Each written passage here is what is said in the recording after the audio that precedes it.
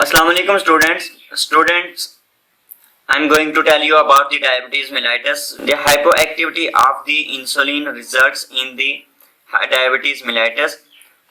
In the diabetes mellitus, there is high level of the sugar in the blood and the frequent urination.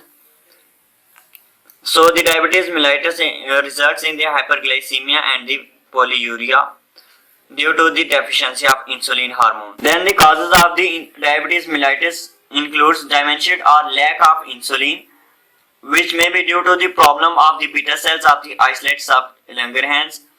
The beta cells of the islets of the Langerhans may be damaged by the antibodies or by viral diseases. So these result in the lack of the insulin production as beta cells secrete the insulin hormone. Then moving toward the symptoms of the diabetes mellitus. The patients of the diabetes mellitus has certain symptoms from in a easy way to learn. I am telling you with alphabetic order A to Z. Number 1 is the acidosis, that is ketosis. Because there is not enough insulin to move sugar into the cell for the energy production, so then body starts break down the fats at much higher level, and the liver process the fat into the ketones, which causes blood to become acidic. So acidosis occurs. Acidosis can be seen in the symptoms of the diabetes mellitus.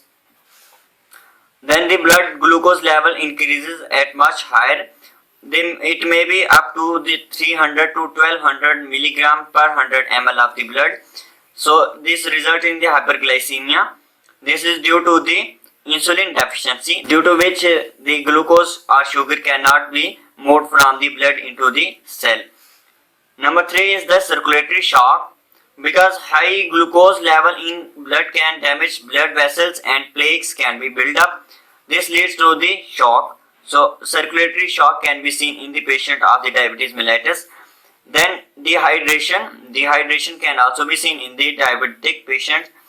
People with the diabetes have an increased risk of dehydration as high glucose in the blood leads to the decreased hydration in the body. So water loss in the urine is increased and this results in the dehydration. Due to the osmotic diuresis induced by the hyperglycemia, there is the dehydration. Then the electrolyte imbalance can also be seen in the diabetic patients.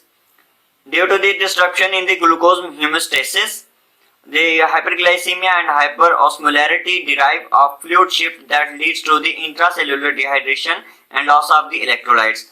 Mostly sodium and potassium are disturbed in the electrolyte imbalance for the diabetic patients. Then fatty livers can also be seen in the diabetic patients. High level of fats due to increased blood glucose and insulin resistance can also be seen in the diabetic patients. Then moving ahead, glycosuria is also seen in the diabetic patient. Due to the problem of the glucose reabsorption within the kidney, the glycosuria results.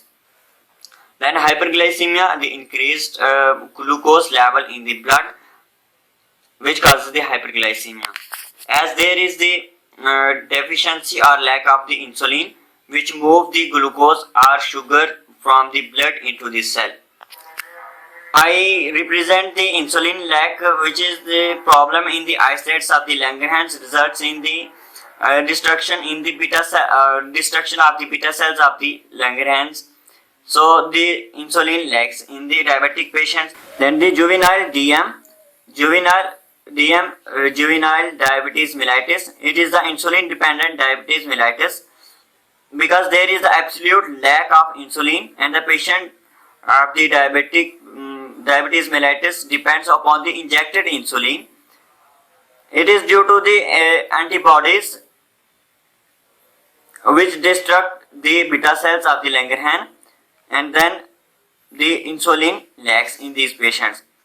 Then K, Kussmaul respiration, which is a rapid and deep breathing, which results in the metabolic acidosis as the glucose utilization decreases. Lipolysis results due to the insulin deficiency causes the activation of the hormone sensitive lipase, which then in adipose tissue release of the fatty acids, starts release of the fatty acids, and then M represent the muscle weakness, which is due to the cell do not get enough glucose, so muscle atrophy occurs. Then neuropathy can also be seen in the patient of the diabetes mellitus, because high blood glucose level over a long time damage the nerves, so it leads to the numbness and the sensation loss.